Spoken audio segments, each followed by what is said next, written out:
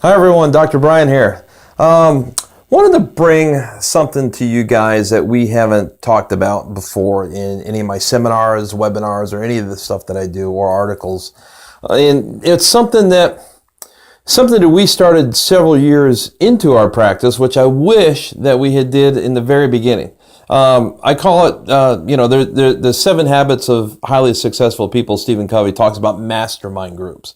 And we used to do mastermind groups for our doctors with the people in the community, and we also did mastermind groups for our massage therapists and all the other massage therapy professionals in the community. What we would do is we would have our therapists get together and they would meet in our clinics once or twice a month, and they would go over various topics. And I wanted to share that with you guys. That's one of the things that we never really talked about. We never really shared that. And I don't know why. It wasn't like it's a top secret Agent 007 thing, but it really helped out and it really helped us in the community. And I wanted to share some of the benefits of it with you guys, because I know wherever you are, it doesn't matter unless, well, I can't say no matter where you are, because there's going to be that one viewer out there that lives out in the jungle someplace, but 99.9% of you guys are going to have other massage therapists within your community. And I guarantee you, if you're a solo practitioner massage therapist, it's a lonely iceberg out there sometimes, because you're there by yourself. You got friends and family, but trying to talk to colleagues that are, to bounce ideas off of, you got to contact your old schoolmates and classmates, and they're not always ready to available and know your demographics for your area. So what I encourage you to do is reach out to the local massage therapists in your area. Now, we kept it small. We kept it definitely under 10, because you get over 10, you're going to have too many opinions and too many varied personalities and everything else. But if you keep it 5 to 10 people, and you invite the ones that know how to play in other people's sandboxes and that are willing to contribute to the group, and you have them meet your place. So for the first time, if you're going to be the organizer, go around and you know the ones that are in your area that you've talked with or that are pretty decent. If not, now's your chance. Go meet them. Invite them over and have Subway delivered. Spend $20. Have some half little finger food sandwiches, or just have some drinks set up. Get a party tray. And have kind of a prearranged things you'd like to talk about. One of the good things is, let's talk about the other healthcare professionals in your area that are referring sources. Is there any of them that are good, bad, or ugly that you don't want? Because we found out that, we didn't know, but some of the massage therapists said that there was a doctor that was referring clients to them that was lower than the average standard, if that makes sense. They never showed up on time, or they canceled their appointments at the last minute. Sometimes they're always looking for the bargains, and sometimes they would come in right from work and they were just horribly dirty and smelling. It stunk up the whole room. Then you'd have to get your essential oils out and your diffusers going before your next client comes in. You don't want clients like that all the time. And if there's a practitioner in town that is referring only that type, you don't want to solicit them for, clients. There's also a good thing around it too. So you know as well as I do, if you've been in a profession long enough, you're going to have some people that cross ethics boundaries. And I teach an ethics course online for massage therapists, and we discuss this a little bit about things you should and shouldn't be doing. And there's some that like to drop hints and just aren't appropriate professionally. And it's nice. And what happens then is, if you put up the stop signs, they're going to go to the next massage therapist, chances are. And they're not going to go to the next town. They're going to, if there's 30 in your town, they're going to go through them. Well, it's nice to kind of have a shield among yourselves to say, hey, just to let you know, this one here is not a good one to have. And I totally believe in HIPAA. So you got to watch what you do. But if you have a small circle of friends, and I always took the adage of the lesser of evils. If there was one that came around and I had a close circle that we were involved with, I wouldn't give any history or any data about them, but I would drop a name to the close circle and say, you know what, it's going to be more damage to you knowing a little HIPAA, knowing their name, versus them coming in and possibly having a lawsuit or a sexual harassment or anything else. So, I would be willing to take a chance because, I think laws are black and white, but I think the real world is a little gray sometimes when we're in it to try to protect ourselves and the community. And that's being an ex-officer myself, working in women's prison and all that, before medical school, another lifetime.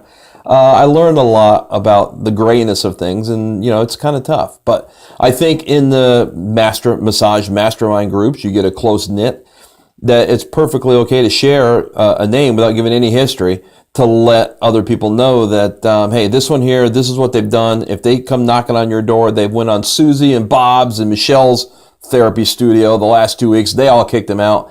If he's coming to yours, just a heads up, don't get caught in the room with him. That's just fair warning. And I think you can have that if you get the camaraderie within a massage group. That's a good protective thing. So another thing that we found was we excelled, we didn't found this out, we knew this, we excelled at acute injuries like auto accidents, could be acute back strains, workers' comp things. We excelled at those with our massage therapy, doing ART, PNF stretching. Whereas we didn't do a lot of pregnancies, we didn't do a lot of oncology stuff, we didn't do babies, but there was other people in our massage mastermind group, that's what they excelled in. So client comes in and that's what they want. You know what? We had no problem referring them over to Sally, who specializes in that. She has certificates in that, advanced training. On the flip side, auto accident come into Sally's massage studio that, all she does is pregnant and babies, that they just got in an auto accident whiplash. You know what? She would send them over to us to go ahead and get rehabbed and get better in our massage studios. And then if they wanted maintenance or just general, we gave the offer of referring back. And if Sally wanted them, we would be more than happy to send them back. We let them know that there is no competition, that we're all in it in our specialties. The medical world has done this for years. That's why you have all the different professions. They don't fight over the table scraps. And we found by having the mastermind sessions, we could create a interlocking community that we wouldn't be fighting over the scraps either. We've also had the massage mastermind group. We also did a trial thing on a mass marketing. You get a billboard for your town, which is what we did, and you can put say it's $1,000 a month, but if you have 10 massage therapists in there, everyone puts in $100, and what happens is you can form like a little private group. Are you the top elite ones in your town? Are you a member of this society here? The Builders Society. Well, you could have the Massage Therapist Society. In order to be qualified on this, you have to meet certain standards. And in order to do that, these are the names that are on there, and you can list the names. You could also direct them to a website that you all pitch in and build that has all these things on it where you're the elite of the elite, even though it's inner circle created.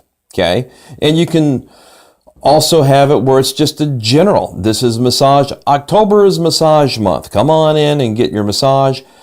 Call to see if you're a participating provider for a 10% off. February is couples month. We're doing that.